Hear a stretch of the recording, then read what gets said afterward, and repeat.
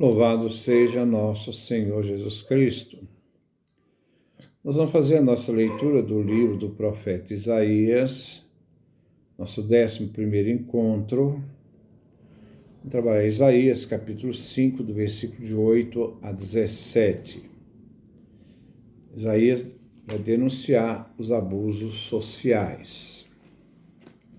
Ouçamos nossa leitura. Ai daqueles que juntam casa com casa, emendam campo a campo, até que não sobre mais espaço e sejam os únicos a habitarem no meio do país. Javé dos exércitos jurou no meu ouvido: suas muitas casas serão arrasadas, seus palácios luxuosos ficarão desabitados. Um alqueire de videiras dará apenas um barril, e 10 medidas de semente produzirão uma só. Ai daqueles que madrugam procurando bebidas fortes e se esquentam com vinho até o anoitecer. Em seus banquetes eles têm harpas e liras, tambores e flautas, e vinho para suas bebedeiras. Ninguém presta atenção na atividade de Deus, e ninguém vê o que a mão dele faz. É por falta de conhecimento que meu povo foi exilado. Seus nobres morrem de fome e seus plebeus ardem de sede. É por isso que a mansão dos mortos alarga sua garganta e abre sua boca desmedida. Para lá descem seus nobres e sua plebe, o tumulto e a alegria da cidade. O ser humano será abatido, o homem será humilhado, os olhos dos soberbos serão abaixados. No julgamento, Javé dos exércitos será exaltado. O Deus Santo mostrará a sua santidade através da justiça. Os cordeiros vão pastar em seus pastos, e os cabritos comerão o resto dos pastos que os cevados devastaram. Esse é o texto que nós vamos refletir no dia de hoje. Versículo 8. Ai daqueles que juntam casa com casa e emendam campo a campo, até que não sobre mais espaço, e sejam os únicos a habitarem no meio do país.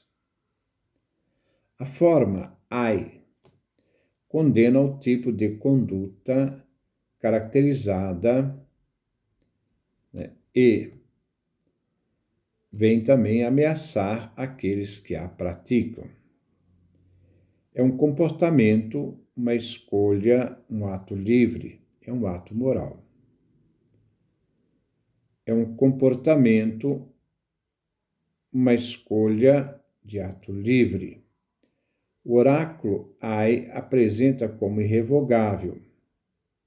Aqueles sobre os quais se pronuncia são considerados mortos diante de Javé Deus.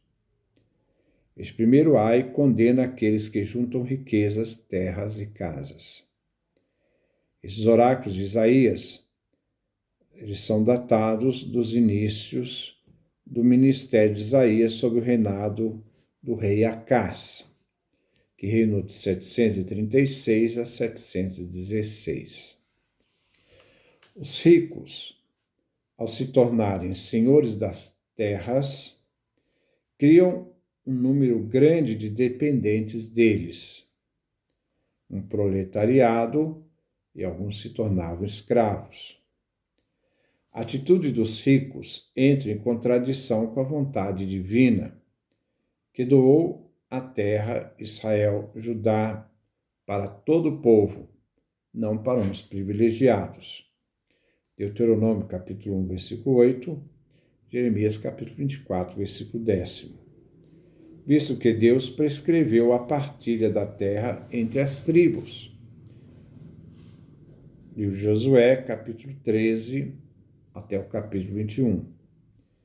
E cuja lei, os mandamentos, protege o direito dos pobres sobre a terra. Levítico capítulo 25, versículo 23 a 28, e Deuteronômio capítulo 15, do versículo de 1 a 11. Versículo 9.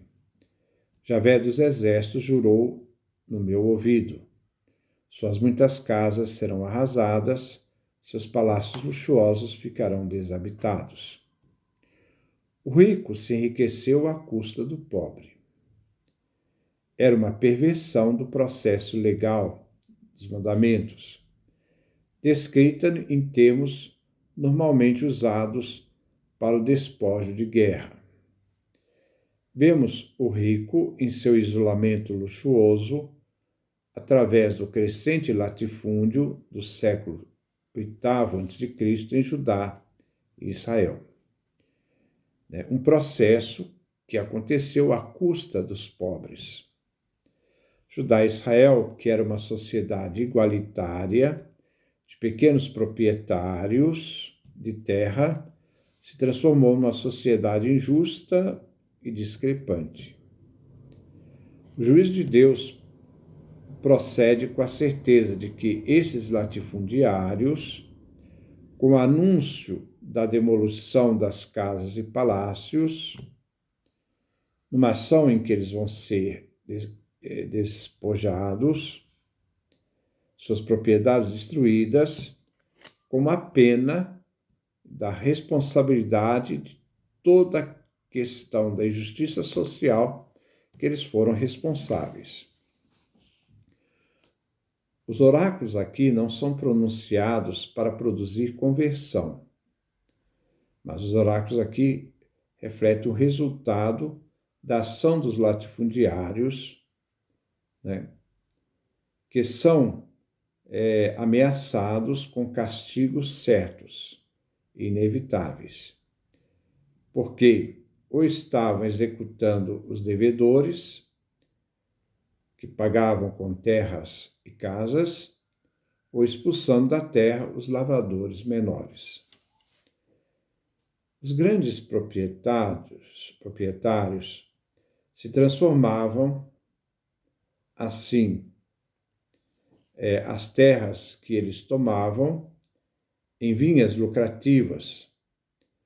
Essas vinhas lucrativas sustentavam o luxo do rico, em vez de suprir os gêneros necessários aos pobres.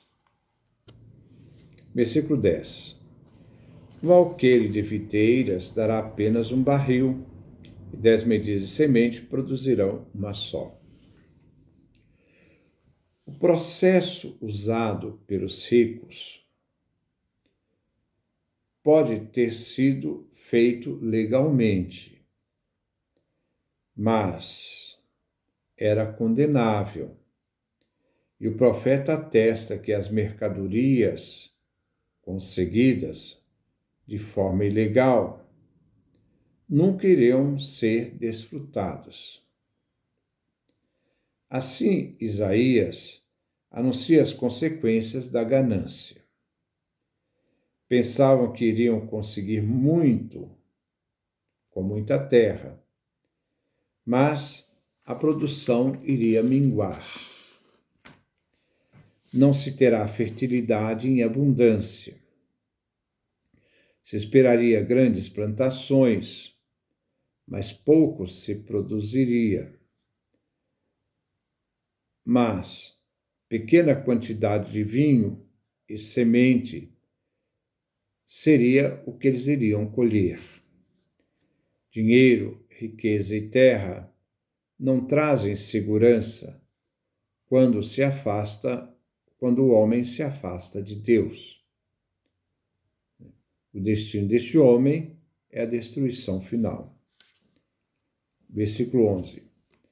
Ai daqueles que madrugam procurando bebidas fortes e se esquentam com vinho até o anoitecer. Agora vem o segundo ai, daqueles que buscam apenas festas e prazeres.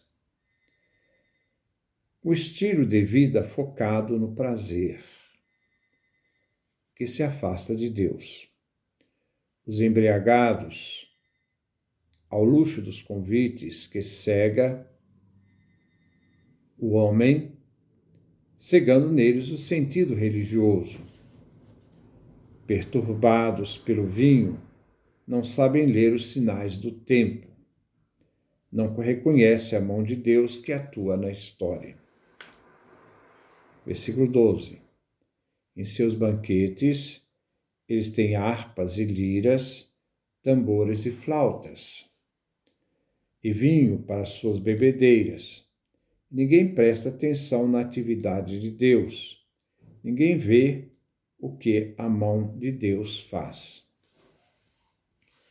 Assim, a atitude dos fanfarrões revelam pessoas superficiais e irresponsáveis.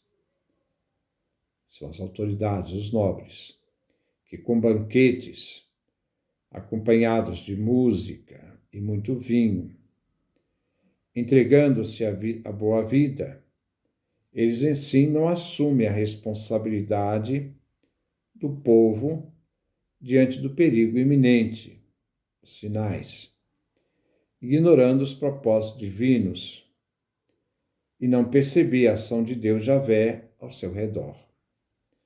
Aqui vemos uma vida de luxo e excessos.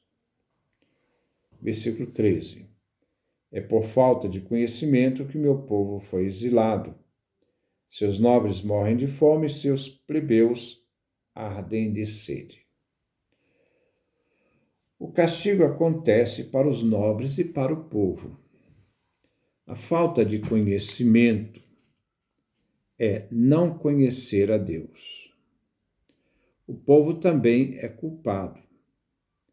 Ao banquete corresponde a fome e a sede.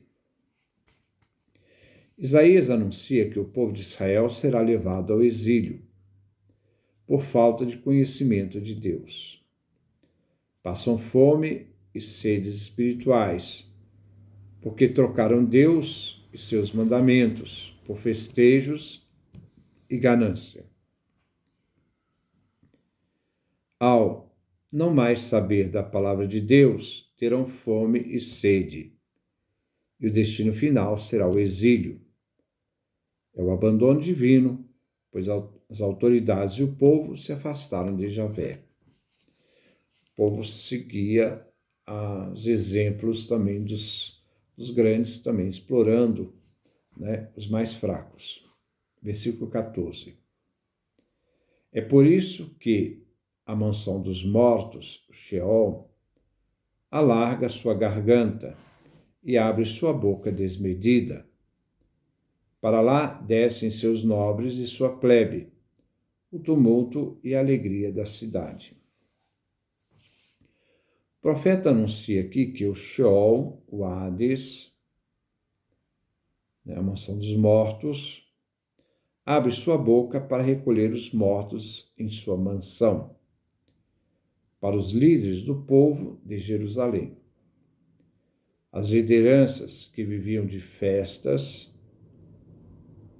e os corruptos ignoravam a mensagem divina e o próprio Javé. A riqueza não salva ninguém da morte. O Sheol é um abismo voraz e mortal e acolhe os orgulhosos e fanfarrões que se contentavam em viver uma vida de regalos, enquanto se enriqueciam em cima dos pobres e suas necessidades.